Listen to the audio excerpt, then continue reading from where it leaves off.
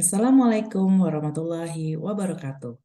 Saya Astuti Endar Kristanti, mahasiswi Universitas Mercu Buana, Program Studi Magister Ilmu Komunikasi, Fakultas Ilmu Komunikasi 2023.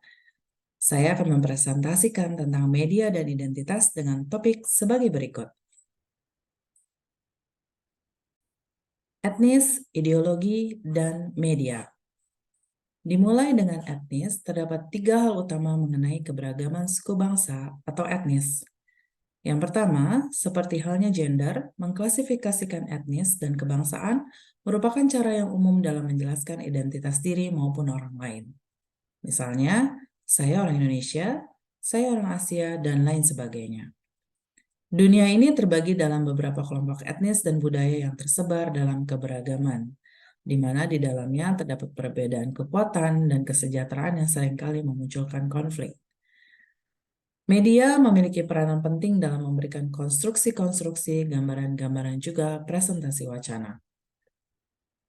Oposisi hitam atau putih memiliki inti, merupakan pertentangan mengenai representasi etnis, adalah mengenai kulit putih dan orang-orang dengan kulit berwarna secara fundamental. Ras merupakan pengertian tanpa dasar ilmiah, dan pemahaman mengenai hitam dan putih tidak mengacu pada perbedaan kelompok etnis. Oposisi mengenai hitam ataupun putih merujuk pada ketidaksetaraan, bawahan, dan kelompok yang dominan. Konflik etnis sudah ada sejak dulu. Begitu banyak peperangan yang menyebabkan kesulitan ekonomi dan sosial berawal dari konflik.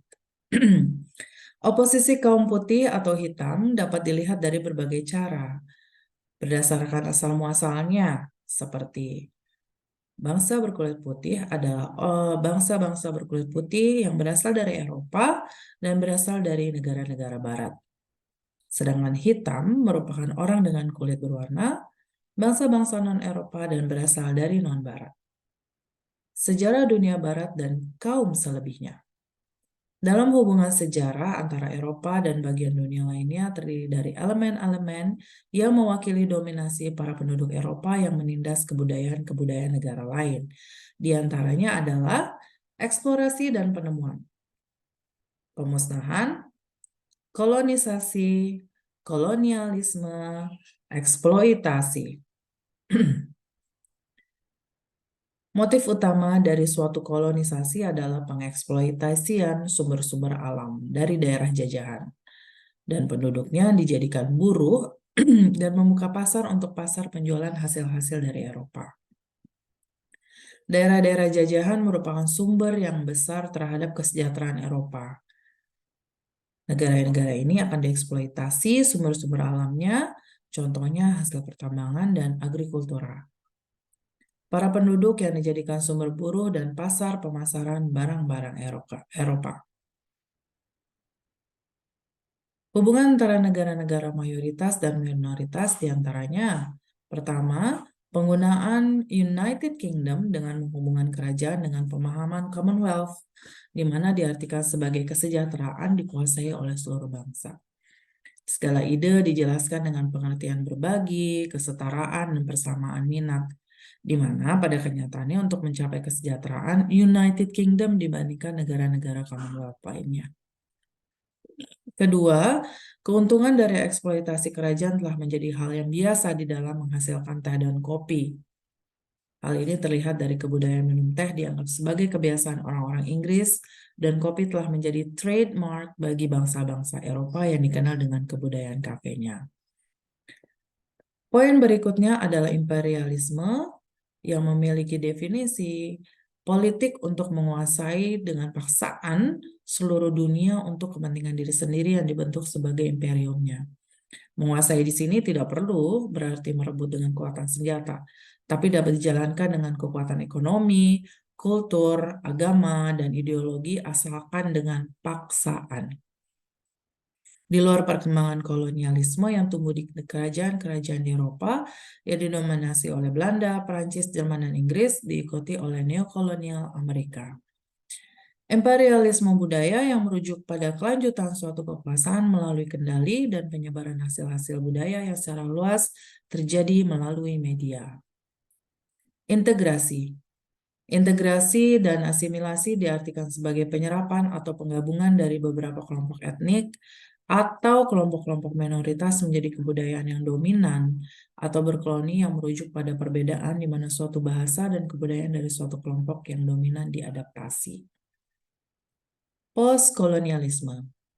Dalam hal ini menjelaskan suatu kondisi eksistensi di mana negara-negara mayoritas telah mendapatkan kemerdekaannya dalam hal politik.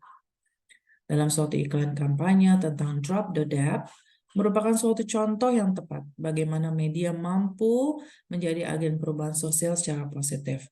Iklan ini dibuat dengan tujuan menunjukkan pada khalayak bahwa kemajuan negara-negara barat sesungguhnya memberikan dampak kekeringan pada negara Afrika. Pada iklan tersebut terpampang gambar seorang bayi kulit putih yang sehat sedang menyusu pada seorang perempuan Afrika dengan maksud mengambil semua nutrisi yang dimiliki wanita tersebut.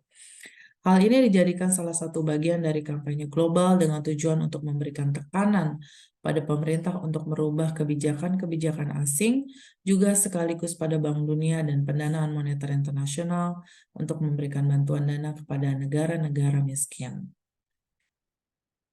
Eurosentrisme merupakan merujuk pada nilai-nilai dan pandangan-pandangan. Pendekatan Eurosentrik merupakan salah satu yang mengadaptasi nilai-nilai, penilaian-penilaian, pandangan-pandangan, dan kebudayaan-kebudayaan sebagai suatu yang normal, natural, dan ideal.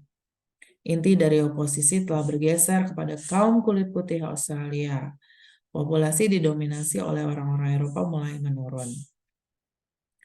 Multikulturalisme bertujuan untuk mengintegrasikan dan mengikutsertakan semua perbedaan budaya-budaya etnis yang merupakan bagian dari kesatuan budaya nasional, seperti Australia atau Afrika Selatan.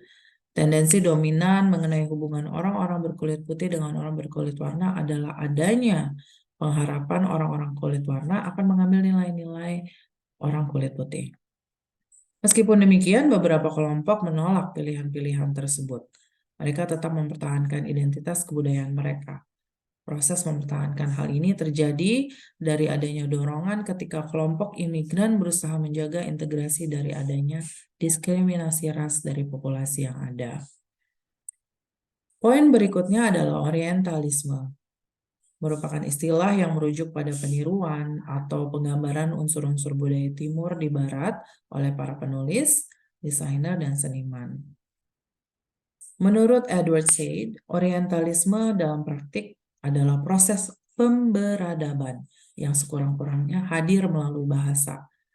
Rakyat jajahan Perancis atau Inggris umpamanya diajarkan bahasa Perancis atau Inggris.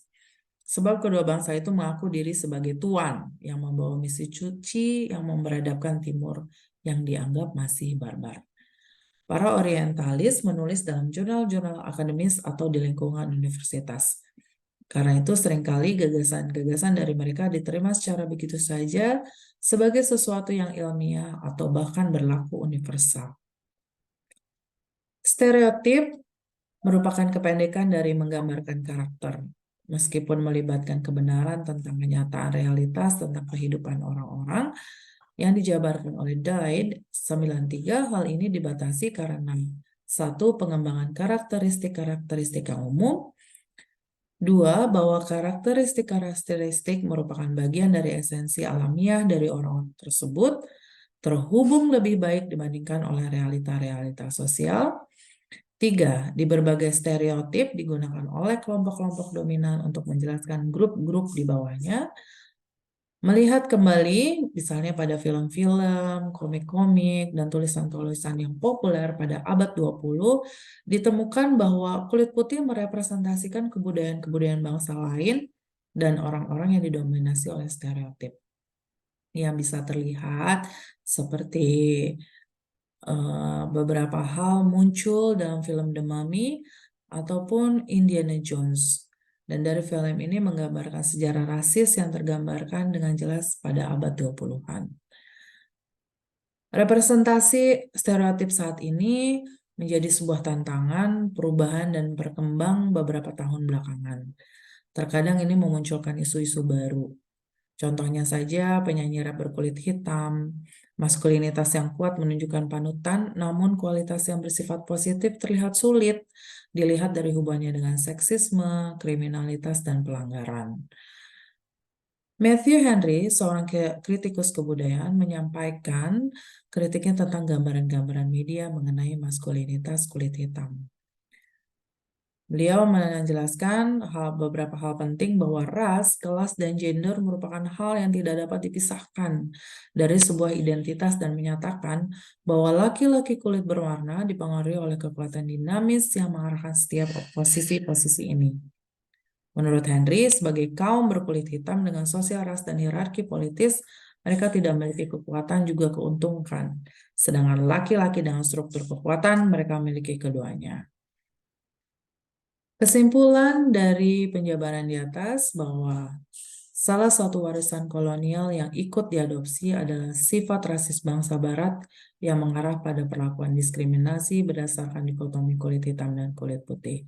Akibatnya munculnya iklan, acara televisi di media yang merepresentasikan marginalisasi etnis minoritas yang dilakukan oleh etnis mayoritas. Hal lainnya adalah perkembangan selanjutnya bangsa dengan kulit berwarna melahirkan representasi dari diri mereka sendiri dan memunculkan adanya visibilitas yang bertambah dalam film dan seri fiksi televisi juga pada media secara umum. Legalisasi hubungannya dengan representasi dari kaum minoritas di media Amerika telah mengarahkan untuk meningkatkan peranan-peranan para aktor-aktor.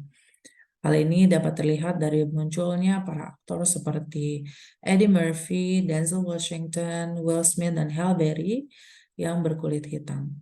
Di dunia musik dan olahraga, banyak para bangsa berkulit hitam meraih kesuksesan yang besar untuk menunjukkan representasi positif bahwa mereka memiliki suara dan penampilan yang baik.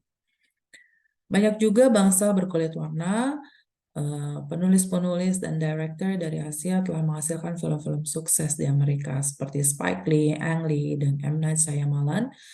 Dan masih banyak lagi pembuat-pembuat film dengan suku bangsa aborigin seperti Tracy Moffat dan Rachel Perkins yang bekerja di Australia.